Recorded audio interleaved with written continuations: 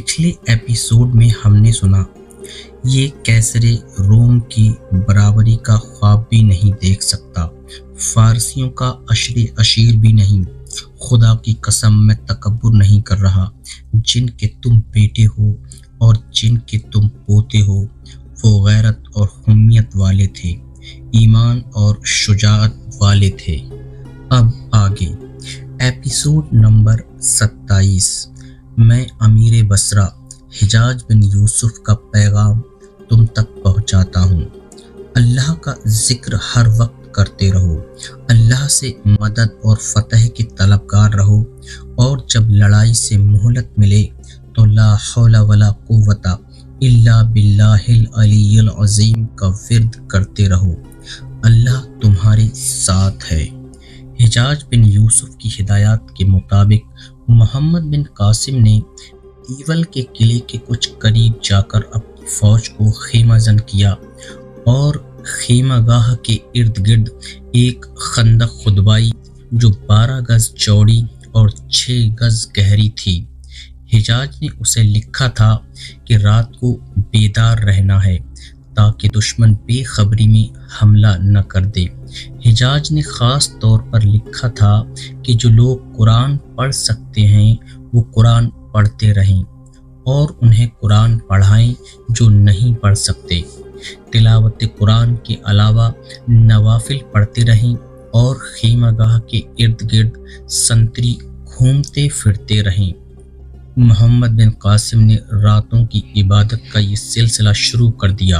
हर रात खेमागाह से तिलावत कुरान की मुक़द्दस और मुतरन्नुम आवाज़ें बुलंद होती और सिंध की फ़ज़ा में तैरती दूर दूर तक पहुँचती थीं।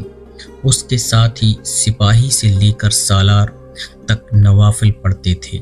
सारी रात खेमागाह मशअलों से रोशन रहती थी, लेकिन असल रोशनी नूरे खुदा की थी जिसे वही महसूस कर सकते थे जो अपने वतन से दूर बेगुनाह कैदियों को छुड़ाने आए थे और सारी दुनिया को ये बताने आए थे क्यों कर खसो खाशाक से दब जाए मुसलमान। इस दौरान दिन के वक्त दीवल के किले से 1-2 दस्ते बाहर आते और मुसलमानों पर हमला करते, लेकिन खंदक उन्हें आगे नहीं आने देती थी। हिंदुओं के ये दस्ते तीर बरसाते थे। मोहम्मद बिन कासिम के लिए हुक्म था कि वो कोई जवाबी कार्रवाई न करे, लेकिन दुश्मन के तीर अंदाजों को पीछे हटाने के लिए तीर अंदाजी ज़रूरी थी। हिजाज का मकसद ये था कि अपनी फ़ौज इस छोटी छोटी झड़पों में अपनी तवानाई ज़ाय न करे। दुश्मन ये चाहता था कि मुसलमानों को किले से बाहर ही उलझा कर रखा जाए। मोहम्मद बिन कासिम ने ये सारी सूरत हाल समझते हुए खेमागाह में रहना ही बेहतर समझा। आखिर एक रोज़ बसरा से हिजाज का पैगाम आया कि दीवल को मुहासरे में ले लिया जाए और उस किले को फतह करने के लिए जो इक़दाम ज़रूरी है वो जानों की कुर्बानी देकर भी किया जाए। मोहम्मद बिन कासिम तो इसी हुक्म के इंतज़ार में था। पैगाम मिलते ही उसने हुक्म दे दिया कि रात को दीवल के किले को मुहासरे में लिया जाएगा। खेमागाह किले की दीवारों से नज़र आती थी, इसलिए दिन के वक्त ऐसी कोई हरकत नहीं की जा सकती थी जिससे ये पता चलता कि खेमागाह उखाड़ी जा रही है और मुसलमान कोई कार्रवाई या नक्ल हरकत करने वाले हैं। सूरज गुरूब होते ही खेमागाह में सरगर्मी शुरू हो गई और दस्ते इस तरह से निकलने लगे जिधर खंदक नहीं खोदी गई थी। ये थोड़ी सी जगह इसी मकसद के लिए रखी गई थी। इस्लामी फ़ौज के जो दस्ते बाहर निकलते थे वो अहकाम और हिदायत के मुताबिक किले के इर्द गिर्द महफूज फासले पर फैलते जा रहे थे। आधी रात तक मुहासरा मुकम्मल कर लिया गया और छोटी मिंजहीकें ऐसी जगहों पर रख दी गईं जहां से किले के दरवाज़ों पर और किले के अंदर भी पत्थर फेंके जा सकते थे। अलल सुबह किले की दीवारों पर घूमते फिरते संतरियों ने ऐलान करने शुरू कर दिए کہ محاصرہ ہو گیا ہے، خبردار ہو جاؤ۔ اس اعلان سے شہر میں ہڑبونگ مچ گئی، تیر انداز دیواروں پر آ گئے۔ شہر کے جو لوگ لڑنے کے قابل تھے وہ بھی پھینکنے والی برچیاں اٹھائے دیوار پر پہنچ گئے، اور باقی جو تھے وہ بھی لڑنے کے لیے تیار ہو گئے۔ محمد بن قاسم قلعے کے ارد گرد گھوڑا دوڑتا پھر رہا تھا۔ وہ دیوار کا کوئی نازک مقام دیکھنے کی کوشش کر رہا تھا۔ اس قلعے میں ایک سہولت یہ نظر آ رہی تھی کہ اس کے ارد گرد خندق نہیں تھی۔ اس سے یہ اندازہ ہوتا تھا کہ قلعہ بہت مضبوط ہے۔ یہ تو محمد بن قاسم نے بھی دیکھ لیا تھا۔ قلعے کی دیوار عمومی نہیں بلکہ ذرا ڈھلانی بنائی گئی تھی۔ ایسی دیوار کو بہت ہی خطرناک سمجھا جاتا تھا۔ وہ اس لیے کہ محاصرہ کرنے والے جب دیوار کے قریب جاتے تھے تو دیوار کے اوپر سے وہ صاف نظر آتے تھے اور بڑی آسانی سے تیروں کا یا برچھیوں کا نشانہ بنتے تھے۔ ایسی دیوار میں سرنگ بھی نہیں کھودی جا سکتی تھی۔ محمد بن قاسم نے حکم دیا کہ چھوٹی منجنیقوں سے شہر کے اندر پتھر پھینکے جائیں۔ اس حکم کے ساتھ ہی شہر پر سنگ باری شروع ہو گئی۔ دیوار پر دشمن کے جو تیر انداز تھے انہوں نے بے خوف و خطر تیروں کی بوچھاڑیں منجنیقوں پر پھینکی شروع کر دیں۔ ان سے منجنیقوں والے کئی سپاہی زخمی ہو گئے، اس لیے منجنیقیں پیچھے کرنی پڑیں۔ اس سے یہ نقصان ہوا کہ پتھر شہر کے اندر نہیں جا سکتے تھے کیونکہ فاصلہ زیادہ ہو گیا تھا۔ ہندوؤں نے دلیری کا یہ مظاہرہ کیا کہ قلعے کے پہلوؤں والے ایک دو دروازے کھلتے تھے، اندر سے سوار دستے سرپٹ نکلتے اور مسلمانوں پر حملہ کر کے اسی رفتار سے قلعے کے اندر چلے جاتے تھے۔ مسلمانوں نے ان حملوں کا توڑ کیا، قلعے کے باہر لڑائیاں ہوئیں، لیکن ہندو سواروں کا انداز یہ تھا کہ وہ جم کر نہیں لڑتے تھے بلکہ شبخون کے انداز سے گھوڑے دوڑاتے، ضرب لگاتے اور واپس جانے کی کوشش کرتے تھے۔ ایسے حملوں میں ان کا نقصان تو ہوتا تھا لیکن وہ اسلامی فوج کا بھی خاصا نقصان کر جاتے تھے۔ محمد بن قاسم نے اپنے سالاروں سے کہا کہ وہ ایسے جانباز سوار الگ کر لیں جو اس وقت قلعے کے اندر جانے کی کوشش کریں جب اندر کوئی دستہ باہر آ جائے۔ یہ طریقہ آزمایا گیا لیکن قلعے کے دروازے فوراً بند ہو جاتے تھے۔ مسلمان سواروں اور پیادوں نے دشمن کے باہر آنے والے دستوں کو گھیرے میں لینے کی بھی کوشش کی، لیکن گھیرے میں لینے کے لیے دیوار کے قریب جانا پڑتا تھا اور اوپر سے ان پر تیروں کا مہ برسنے لگتا تھا۔ یہ خونریزی کئی دن جاری رہی۔ رات کے وقت کچھ جانباز آگے دیوار کے قریب بھیجے گئے۔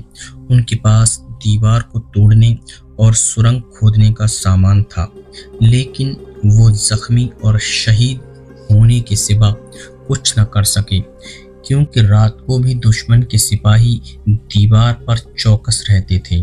وہ اوپر سے تیر بھی چلاتے اور ان جانبازوں پر جلتی ہوئی مشعلیں بھی پھینکتے تھے۔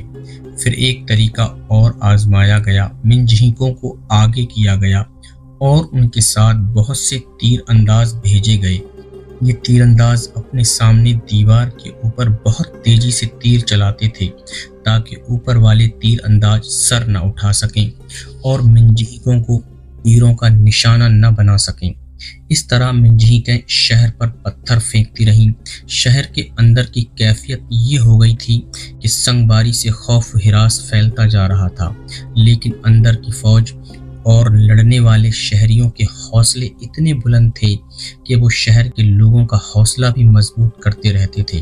شہر میں بہت بڑا مندر تھا جو دیول کہلاتا تھا۔ اسی کے نام پر اس شہر کا نام دیول رکھا گیا تھا جو دیول بن گیا۔ اسے ایک بہت اونچے چبوترے پر تعمیر کیا گیا تھا۔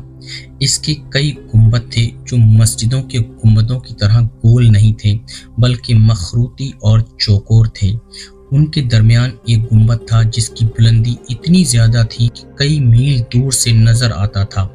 بعض مورخوں نے اس کی بلندی 120 فٹ کے لگ بھگ لکھی ہے۔ इस गुंबद के ऊपर एक लंबा बांस खड़ा था जिसके साथ सब्ज रंग का बहुत बड़ा झंडा लहराता रहता था। इस झंडे के मुतालिक कई हिकायतें मशहूर थीं, जिनमें एक ये थी कि बहुत दूर से गुजरते हुए मुसाफिर इस झंडे को देख लेते थे तो उनका सफर आसान हो जाता था। ये हिंदुओं का अकीदा था कि झंडा एक देवता ने अपने हाथों यहाँ लगाया था। ये भी मशहूर था कि इस झंडे की वजह से दीवल नाकाबिल तस्खीर शहर है और जो कोई इसे फतह करने की नीयत से आएगा वो जिंदा नहीं रहेगा और उसकी फौज तबाह हो जाएगी। दो मुसलमान सालार अब्दुल्ला बिन नबहान और बदील बिन तोहफा दीवल से परे ही शहीद हो गए थे और दोनों की फौजों को बहुत नुकसान उठाकर पसपा होना पड़ा था।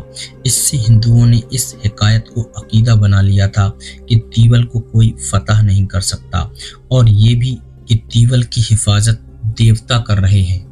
मोहम्मद बिन कासिम को हिंदुओं के इन अकीदों का इल्म न था। वो इसे एक मंदिर ही समझ रहा था। इस्लामी फौज की ये तवक्को हजार कोशिश के बावजूद पूरी नहीं हो सकती थी कि दीवार को कहीं से तोड़ लिया जाएगा। जमीन से दीवार कई गज चौड़ी थी और ऊपर जाकर ये तंग हो जाती थी।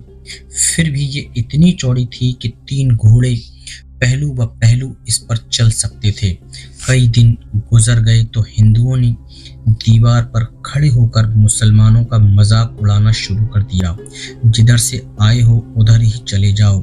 दीवार के ऊपर से एक ललकार सुनाई देने लगी, अपने पहले 2 सालारों की मौत और उनकी फौजों के अंजाम से इबरत हासिल करो।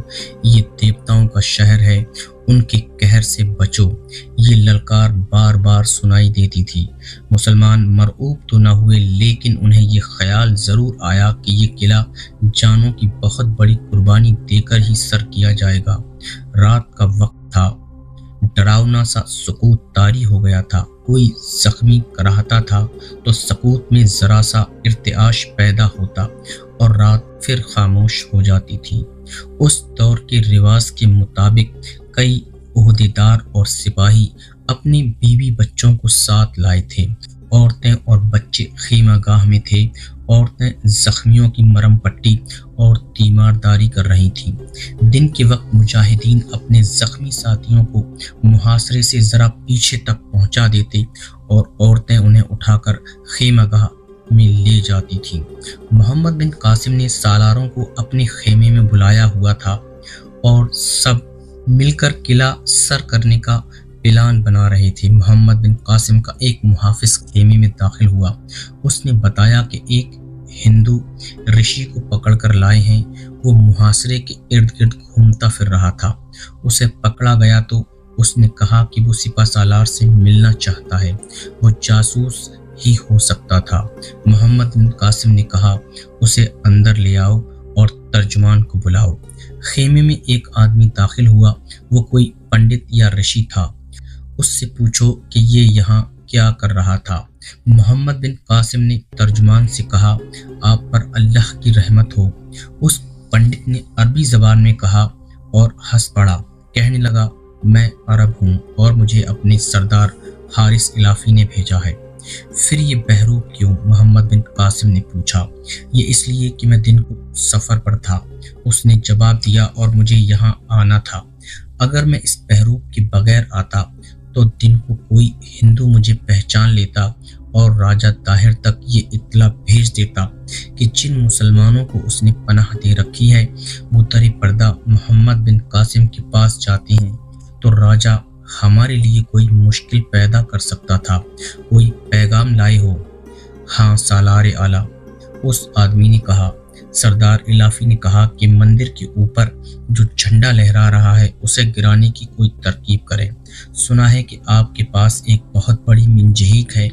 इसका फेंका हुआ पत्थर मंदिर के बड़े गुंबद तक पहुंच सकता है, लेकिन गुंबद इतना कच्चा नहीं कि 2-3 पत्थरों से टूट जाएगा।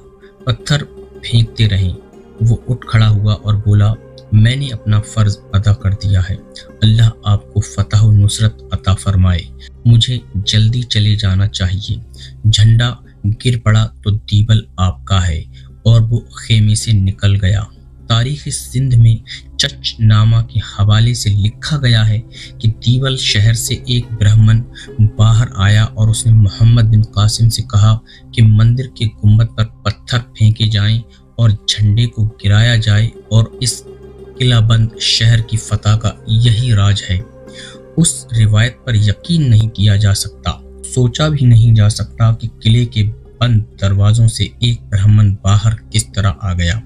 دوسرے یہ بھی غور طلب ہے کہ ایک برہمن نے اپنے مندر پر پتھر پھینکنے کو کیوں کہا ہوگا۔ برہمن تو مذہب کے ٹھیکیدار تھے اور وہ اپنے آپ کو مذہبی پیشوا کہلاتے تھے۔ کسی برہمن سے یہ توقع نہیں رکھی جا سکتی کہ وہ مسلمانوں سے کہے کہ مندر کو توڑ دیں۔ قابل یقین یہی ہے کہ محمد بن قاسم کو یہ مشورہ حارث الافی نے دیا تھا۔ صبح ہوتے ہی محمد بن قاسم نے اپنی فوج کے ایک آدمی جعونہ سلمی کو بلایا۔ یہ شخص منجنیق سے صحیح نشانے پر پتھر پھینکنے کا ماہر تسلیم کیا جاتا تھا۔ محمد بن قاسم کے حکم پر وہ فوراً اپنے سپہ سالار کے پاس پہنچا۔ محمد بن قاسم اسے باہر لے گیا اور مندر کے جھنڈے کی طرف اشارہ کیا۔ جعونہ سلمی محمد بن قاسم نے کہا، مندر کے اوپر وہ جھنڈا دیکھ رہے ہو، اسے گرانا ہے اور اسے گرانے کے لیے گنبد کو توڑنا ضروری ہے۔ میں یہ جانتا ہوں اس گنبد کو بڑے پتھروں سے توڑا جا سکتا ہے، لیکن میں یہ نہیں جانتا کہ تم پتھر نشانے پر پھینک سکو گے یا نہیں۔ بڑی منجنیق سے پتھر پھینکنے کے لیے 500 آدمی اسے کھینچ کر پیچھے کرتے تھے۔ اس کا نام عروس تھا اور جعونہ سلمی واحد آدمی تھا جو اتنی بڑی منجنیق سے بہت بڑا پتھر نشانے پر پھینکا کرتا تھا۔ وہ شامی تھا، سالار اعلیٰ کی عمر دراز ہو۔ جعونہ سلمی نے محمد بن قاسم سے کہا، اللہ ہم سب کا حامی و مددگار ہو، میں 3 پتھروں سے اس گنبد کو توڑ دوں گا، ایک بھی پتھر نشانے سے نہیں ہٹے گا۔ اگر تو اس گنبد کو توڑ کر جھنڈا گرا دے تو میں تجھے 10,000 درہم انعام دوں گا۔ محمد بن قاسم نے کہا، اور اگر میں 3 پتھروں سے گنبد کو توڑ نہ سکا تو سالار اعلیٰ میرے دونوں ہاتھ کاٹ دیں۔ خدا کی قسم مجھے تم جیسے مجاہدوں کی ضرورت ہے۔ محمد بن قاسم نے کہا، 3 پتھروں کی شرط نہیں، گنبد توڑو، جھنڈا گراؤ اور انعام لو۔